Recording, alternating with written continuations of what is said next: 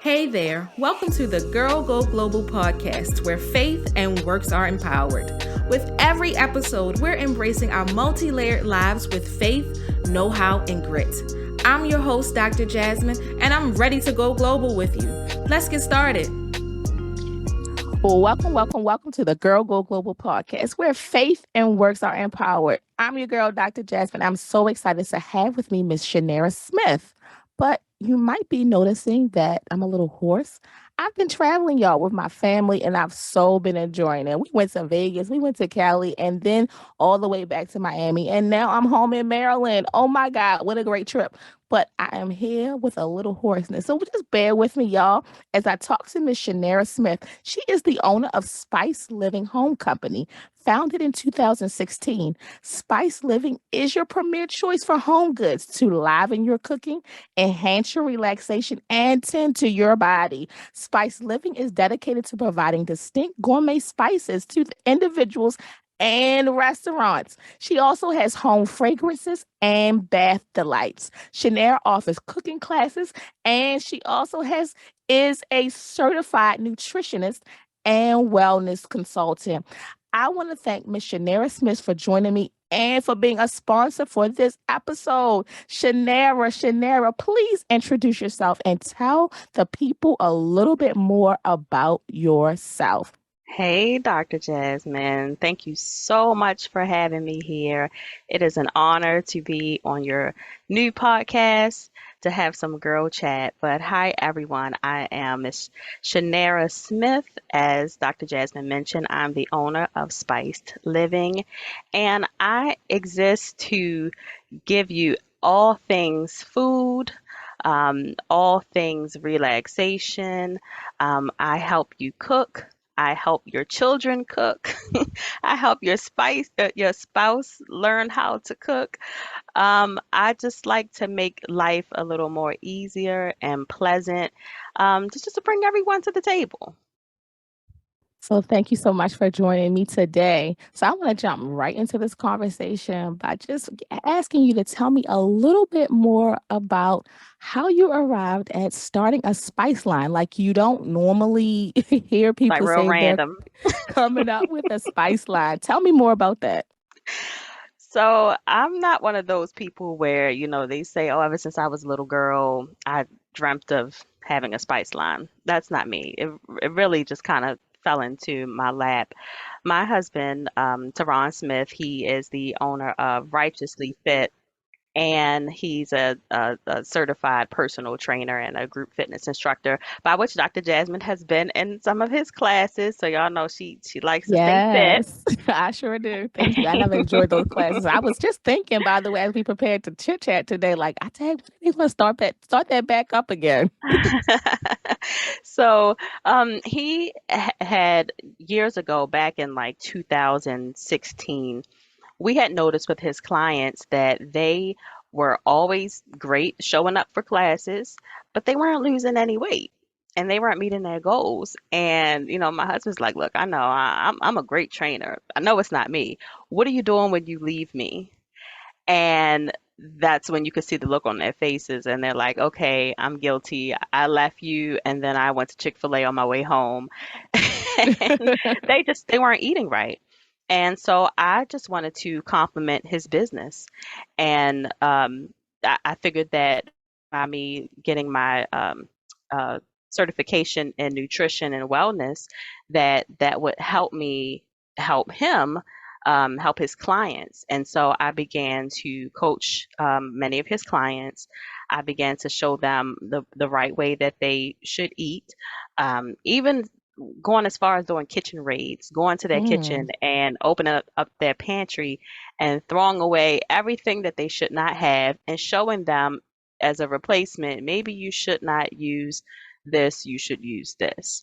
Mhm. And you'd be surprised at how uh, we typically do not know that some of the things that we think are really healthy are not the greatest for us. Mm. And I remember going to one client's home, and they just knew that like their pantry and their fridge was like fine, like I wasn't gonna find anything. And they had a freezer full of like lean cuisines. Oh wow. It's full of And I salt. was like this is processed food. Like Mm-hmm. you shouldn't have this. And she's like, well, I don't, know how to cook much else. And I'm like, I'll teach you. And the one thing that we always would joke about is she would say, well, how many different ways can you cook a piece of chicken? And I would say, I will show so many different ways you can cook a piece of chicken. And so I encourage her to play with spices and herbs. And I show her how to mix blends together. And then I said to myself, I can just do this and package this up, not to make money, but just to help his clients not be as bored with the meals that they were making. Because, of course, who wants to eat the same baked chicken, sweet potato, broccoli every day, all day, right? Mm-hmm. You have to change it up. And so that's what I did. I started to make blends in my own kitchen and just put them together just for his clients. And it took off. And, Wow. um, my goal wasn't to really turn it into a business. But at one point, my kitchen was just like, it was a hot mess. And Mm. and I talked to my husband about it and I said, this is taking off. I'm gonna have to expand. Like, and he was like, great, because we need our kitchen back. Wow, that's so intriguing. So often you hear about people kind of falling into a business, falling into a passion, but obviously, I'm sure you do like to cook. Oh Um, yeah, for sure.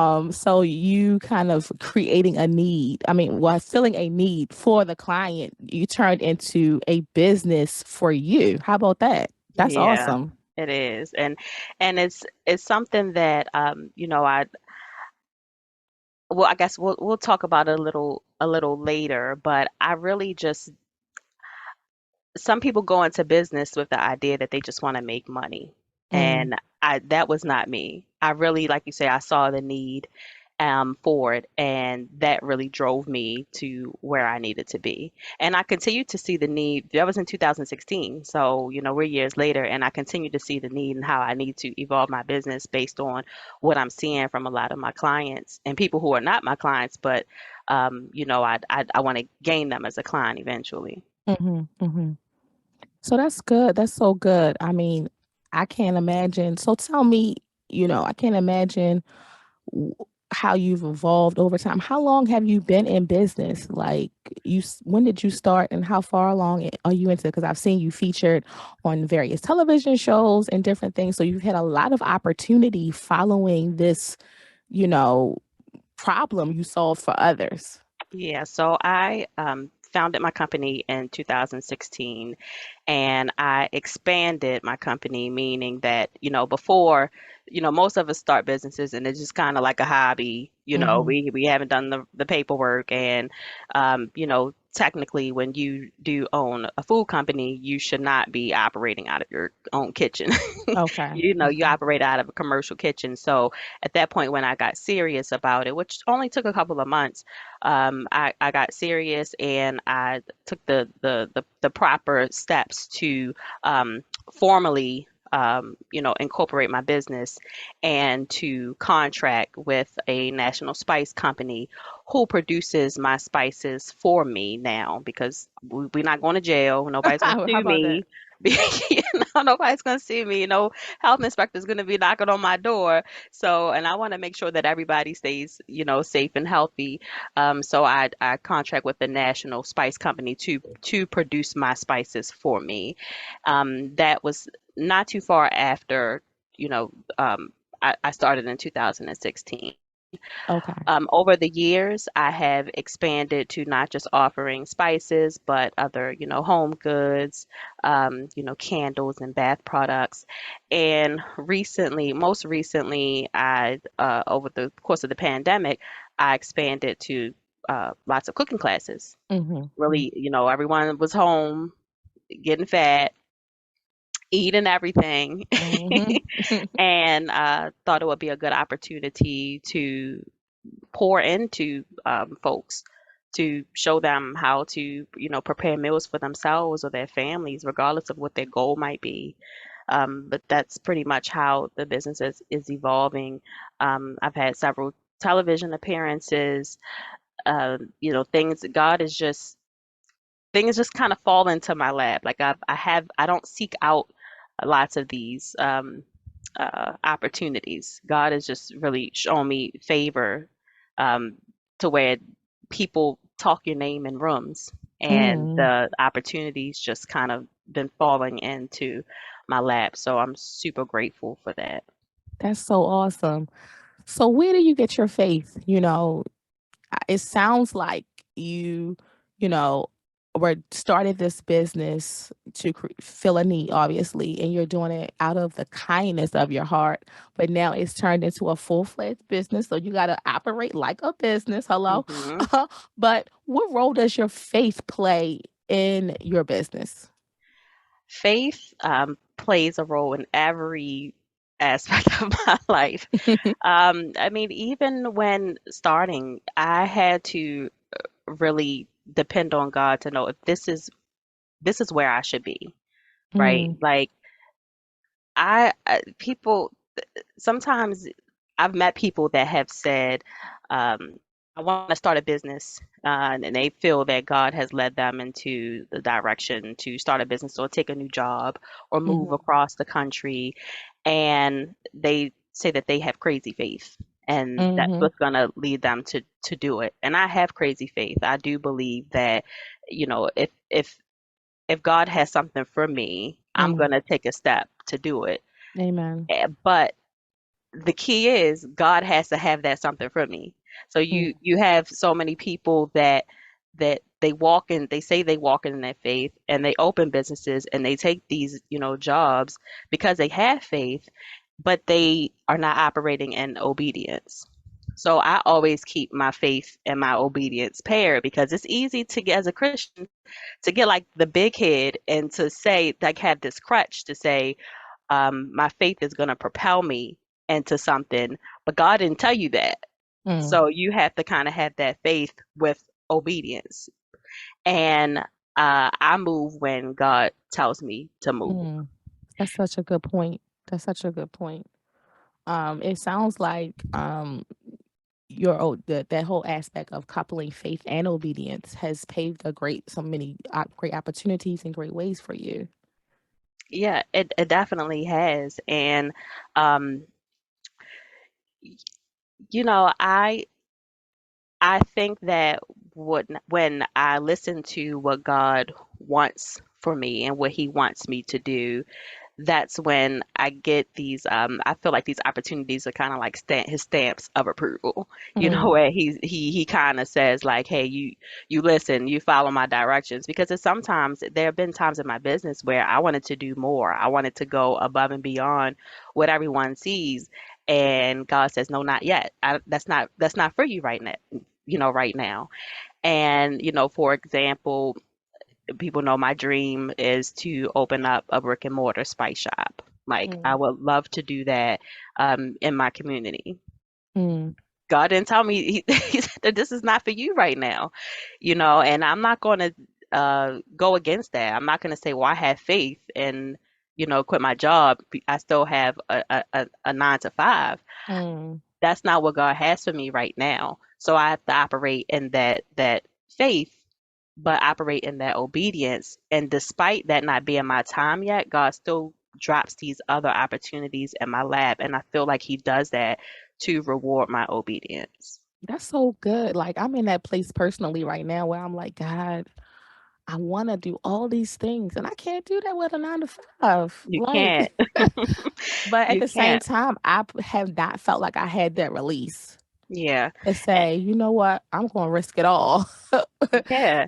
you And know. and you have to be careful, because, I some people have that release and they risk it all, and they come out and they do well. Mm, You see they do well. You don't really know what goes on behind the scenes, and the fire that they had to go through mhm, behind the scenes. But it works for some people.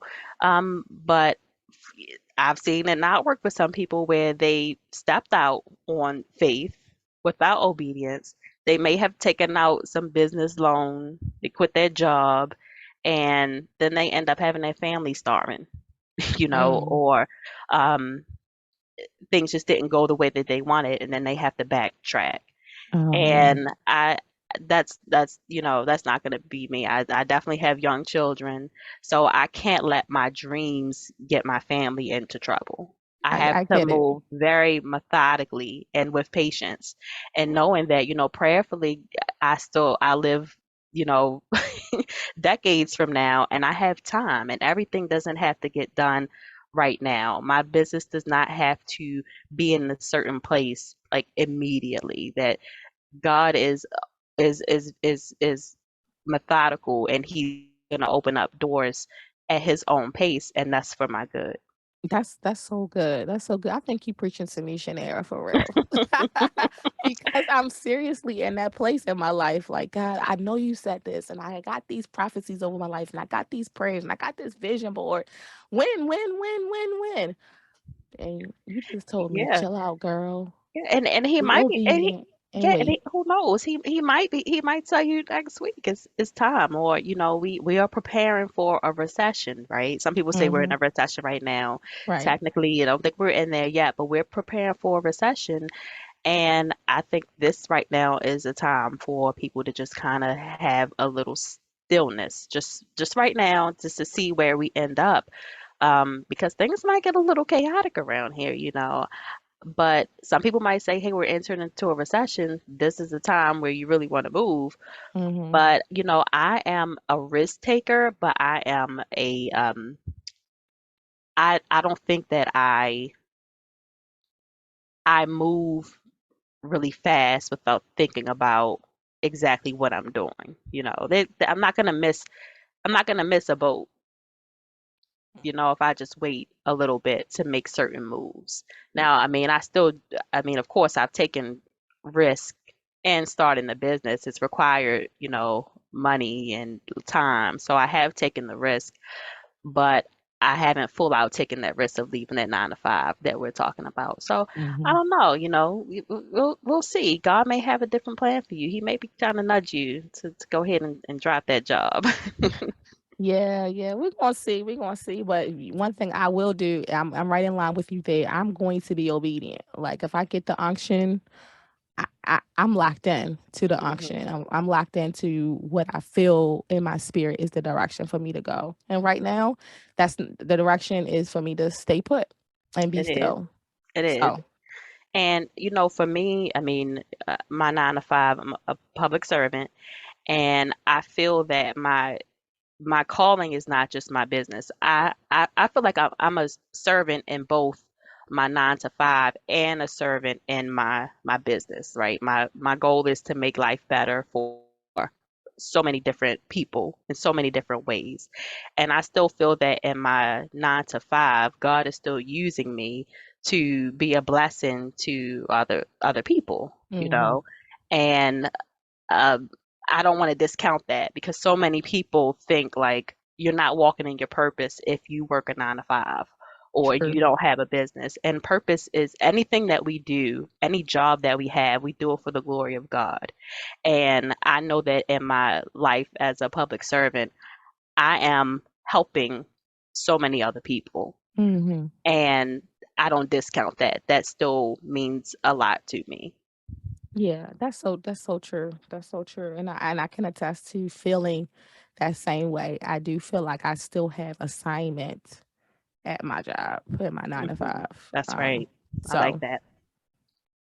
well, that's so good. We didn't divert it a little bit, but I think that was necessary for somebody, even if it was just for me, child. So I heard you say talk about this idea about looking at ways to help supply your seasonings and things that you need for your business. If there's someone out there who wants to kind of look into getting into food service or ways to sell their products, are you willing to share any strategies to help them get there? I know you had to do a lot of research to figure out the best companies. While they might not be into spices, they might say, I want to white label some other things, or I want to get with a vendor to help be my distributor. Do you have any Hmm. tips, tools, or strategies to help women get there? Yeah, I would say first thing is just to, even before you start to look at your actual, distributor, or, who may be your your co-packer or anything, you really should start building your network and your audience first, Mm, because you can be blessed to find the perfect distributor or co-packer that will design your product just like how you want it, and they might be affordable, and you know, but you pay all this money for your product and you have no one to sell it to. So I mm, think, with me, I had an audience even before mhm, I started this business. Not that, not maybe audience is not the right word, but my network was just a pretty large network, tight mhm, network, large network, lots of supporters in advance that were just supportive of just me as a person, not of my business, but just supportive of, my all of my life's journeys. They people that I would just consider always had my back. So when I did eventually launch the business, there were already people lined up waiting to support me. mm, So I think that's like the very first step is just to start to build your network, meet people, um, in advance. You genuinely meet people. Just don't meet people with the thought of, okay, I'm going to start a business, so I need people that are going to help amplify my business. But just genuinely meet people, get to know people's stories. I can talk to anybody, and believe it or not, I'm an introvert, but I mean, I can like have a conversation with so many different people, uh, and find so many things in common. It's easy for me. And I wasn't always like this. I think I got it from my husband because he's a huge extrovert, and I think he just kind of brought it out of me. But, you know, once you get to that point and then you do start doing the research for your business, definitely research all the licenses, research the FDA approvals and what you may need so you don't go to jail and nobody see you take your house from you. That was that was big for me. I don't want anybody knocking on my door with papers talking about they were serving me because I got somebody sick. That's a big deal. Mm, it sure And is. making sure you have the proper insurances, because food is serious. Mhm, Um, at that point, just Google is your friend. Google companies, call them, visit them. If they're local, great. If not, travel. You might have to get on a plane to go and visit the facilities and see, the types of people that would be manufacturing your product for you. Are they friendly people? Is the place clean? Ask them what their turnover rate is. Try to talk to some of their employees. I definitely do that at my distributor. I talk to the employees because if that's they're a not good being tip. treated well, Mhm, number one, like you don't want to support a place if the employees aren't being treated well. Number two, you don't want nobody messing up your product. yeah. Disgruntled employees don't that doesn't go well with certain food products. So um, I just believe in just taking your time. Don't go with the first company that you see. Compare, and don't let it be so price driven. Mm, Sometimes you do have to pay the premium for a very good product. You want the mhm. best. People will, you've had my product. People will tell me all the time how fresh my spices are. I don't I, Agreed. I don't throw no digs at no other spice companies, but I can guarantee you that you purchase my spices and they might be in your car and your whole car is smelling like spices. You go to the Mhm. supermarket, that's not gonna happen. That's a good point. That's one thing I pride myself I on. have not necessarily thought about that, Mhm. but I think you might be right. Thank you, girl. Thank you. But but that's important to me. So I had to realize that I have to pay a premium, and you can't settle when it comes to putting your name on a product. And sometimes it's, when I first started, I was wondering, like, my spices are around like $12 right now for a small 4-ounce jar. Mm-hmm. And you go into the market, you could probably find it for $4, Mm-hmm. you Four or know. five. Yeah. Yeah. And I was wondering to myself, like, there's no way people are going to pay for this. And then I said, you know what? The right person will pay once they see the quality. And I can guarantee you my return customer rate is through the roof because they know that they're going to get the best quality, and um I'm not going to lowball for, a cheaper product. Mm-hmm. Mm-hmm. So tell us a little bit about the spices that you have in your collection right now. Oh my gosh, I have. So, Dr. Jasmine, it's interesting you asked that because I have always struggled in my business with I want to do it all. I want to provide like so many different things for my clients because all my clients, everyone has different taste buds.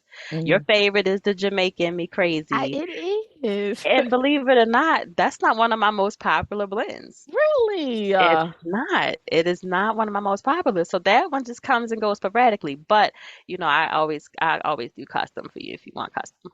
But that's not one of my most popular ones. So I have a total of 29 blends that Oh, I wow. offer. Everything from the winter chicken dinner that is really good on baked chicken and Mm, veggies to everything but the kitchen sink, which is a popular salt-free I just used that blend. today. Yep, comes in a grinder bottle. Perfect for those that are trying to watch their sodium.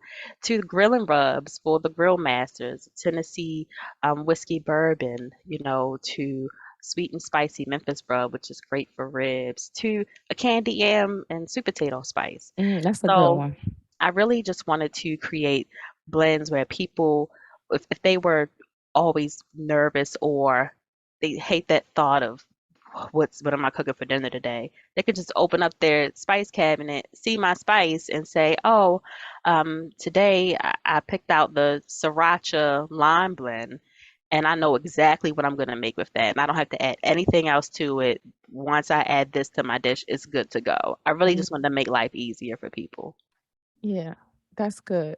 Those, I mean, I love your flavors. I've used quite a few of them. I need to submit an order. But yeah, I can attest. Let me be one of your testimonials right now to say I love the spices. I love all of them. And then I made some what's it called? Salmon kebabs last summer, Mm, and I marinated it with that Jamaican rub. mm. And I had some habanero peppers and some Oh, other little seasoning perfect. I like to. And let me tell you how they were snatching those kebabs up. So that was, I think that's when I ran out, and I was like, "Dang, I need some more." Oh, So yeah, I that's why I've got you. been I got like you. hollering on your Instagram, like, "Hey, I need some, I got you. need And the some of thing that about rub." and the thing about me is I love to build relationships with my customers, right? Like I just don't see them as a purchaser of the spice and then I never hear from them again. Like I tell lots of customers, hey, if you don't see anything, if something you're looking for and you don't see it on my site, just tell me you want it and I got you. I will make those special adjustments for my return customers. I like to hear, the stories of I made this fried chicken for my mother and her lips were smacking. Oh my gosh, I need some more of that. And some people that it may have been a blend, like I have one blend, it's called Elsie's Fried Chicken.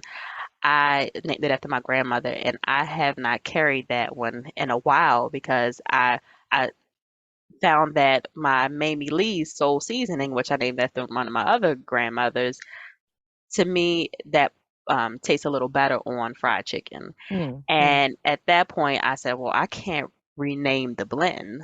So I just kind of slightly discontinued it a little bit, the first one. But then I had someone come to me who hadn't purchased from me in like 4 years. And she was like, I've been looking for years for this Elsie's fried chicken and you haven't had it. And I was like, sis, why you just ain't email me?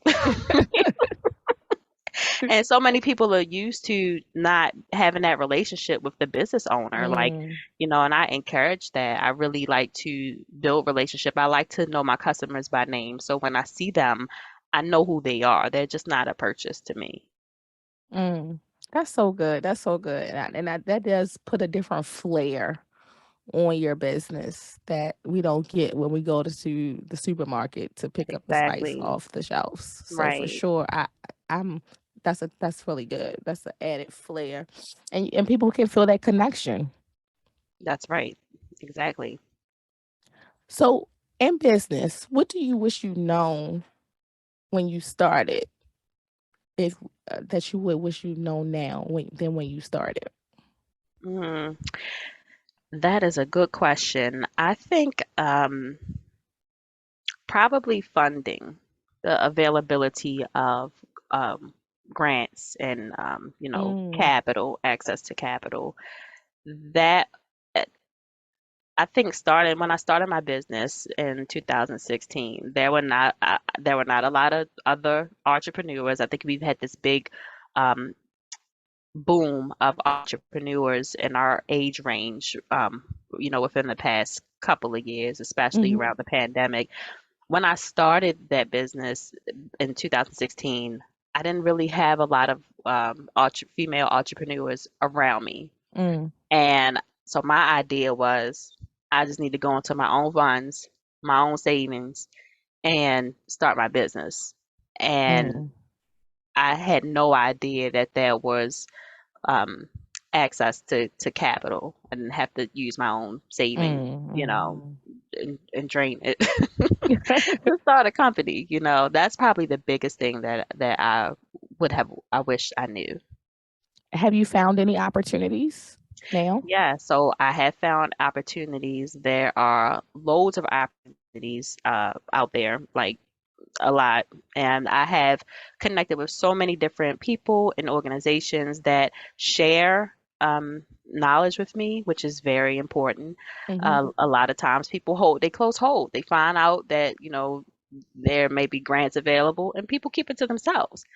But I have connected with the right people where they know if I find out something, she's gonna know, and they're gonna mm, send it my way, and they're gonna make sure, hey, I just want to make sure you saw this. Did you apply for this? And I thank God for those types of people who really want to see you succeed. They want the best for you, so they're sharing mm, knowledge. And it's not always about supporters of a business. It's not just always about the people who buy from you. It's the people who really legitimately help you grow in so many different ways. And to me, mm, that is very important. Those people who reach out to me, they're like angels in disguise. That's so good. That's so good. On a recent episode, I taped an episode with Miss Jasmine Smith. She's the owner of Baby Van, and you might want to have a look at that episode because she talked about access to capital. She won a $2 million contract I saw that with. the vending Yeah, machine. she won a Yeah, great concert, and she might be a great resource. I can give you her information, but thank you. there are lots of, opportunities out there. And she even dropped some of those opportunities in that episode. So I was so glad that she was able to, not covet the information, share, share, share. Right. It's enough room for everybody at the table. But it sounds like you have some people in your corner who are one of some of your greatest champions. And like, if I can do anything to support you, I certainly will. Even if you need me to write up a testimony, I can Oh, to help thank you. You support do. your pitch package. By You all do. means, let me know. You definitely have been a consistent, supporter, over the past couple of years. So I definitely appreciate you. Oh, no problem, no problem. You keep dropping those spices. I'm gonna keep purchasing. So, as we get to wrap up, I'm talking with Miss Chinara Smith. She is the owner of Spice Living, y'all. She's also the sponsor of this episode, and I'm thank you so much for sponsoring this episode. And if you've been liking the content, please, please, please give us a review and let us know how you're enjoying it. We'll be sure to consistently drop content regularly, y'all. So, as we begin to wrap up this episode, tell me what gives you the courage to get up every day and to keep going, to following this dream, to expanding, to grow, and all the things that you do? My children, my Mm, watching. I have a 9-year-old daughter and a 4-year-old boy. The boy's not watching me as much. He just sees when mommy has to pack orders, and he thinks it's fun and games to play in the boxes. But my daughter is always watching me. She's watching how I interact with my customers. She's watching, how when she sees me taking notes or she sees me emailing back and forth with customers or, you know, sh- teaching the classes. She's sitting some of my cooking classes and she Mm. sees how I interact with people. And, I don't want to put it on my kids that, look, you have to be an entrepreneur too. I want them to follow whatever path they want to follow. But I definitely want my daughter to be able to see that there are no limits to, what you want to do. No one, when I told my parents I was starting a spice company, they were like, "What?" What? It was unheard of for their generation, like that's just who thinks of that. And I don't want my daughter to have, the same types of thoughts of, oh, that's off limits. That's not for me. I want her to know that anything that she wants to do, if she works hard enough and if it's in the will with God, then she can do it. Mm. That's awesome. That's so good. That's so good. So when I say, what does it mean for girls to go global? Here at the Girl Go Global Community and Podcast, we are around here empowering our faith and our works to live the courageous lives for which God created us. But when I say, what does it mean for girls to go global? What would you say? I would say, for me and for my business, and I would encourage other girls, is to learn how to identify with all walks of life. So, um, one way that I do that through my business is I I try to encourage people to build a relationship with self or others through food. Um, Food is the one thing that brings everybody together, right? Um, I People ask me, who's your target audience? And I say my target audience is everybody. And sometimes people like get irritated, like, no, you have to have a target audience. And I'm Mm, like, no, literally, like I have identified with almost every person. Food is a little easier to do that with than some other things, for but sure. I have learned to do that. I mean, there may be the college student who is out on their own for the first time and they need to learn how to cook, or the new wife who is hosting her in-laws for Thanksgiving dinner, and she's like, "What in the world am I? How in the world am I supposed to cook a turkey? I've never cooked a turkey in my life." Mm, Like, or the mom who may just want to build a better relationship with a teen daughter, and she may say, "Hey, let's just do this by learning how to, cook together." Or it could be, the dude who is trying to lose weight mm, and he needs help in the kitchen losing weight. I mean, we all have a different relationship with food, and what I've learned is that if you really want to go global, you really kind of have to learn to identify with all walks of life and step out of what your traditional audience may be. mm, Like if you are someone who may sell cosmetics, you would say your target audience is a female, but female, maybe she's age 30, you know, or under. But honestly, when you really think about it, your target audience can expand to so many different people. I mean, she may be the person who is going to be the recipient or the intended user of your product, but somebody might buy it for her. Or uh, you may have I have a friend that has a beauty company, and she started off designing products to put in customers' hands. And then she realized, like, I can private label this. And mm, she and I believe that private labeling is probably doing better in her business than her actual products were in people's hands. mm, But she had to realize that her target audience was not just, this female demographic. It was a business owner. might have been her target audience. So I just say that going global is to really learn how to identify with so many different people, regardless of their age, regardless of what their sex is, Mm-hmm. regardless of what their interest may be, because it's you can always find like a commonality if Mm-hmm. you just search for it in people. Like we are very different, but we always still have something in common. That's so good. So, what can we expect from you next? How can we keep it spicy? How are you going to allow us to keep it spicy? Anything you have coming up next for us in the way of spices, events, or anything else?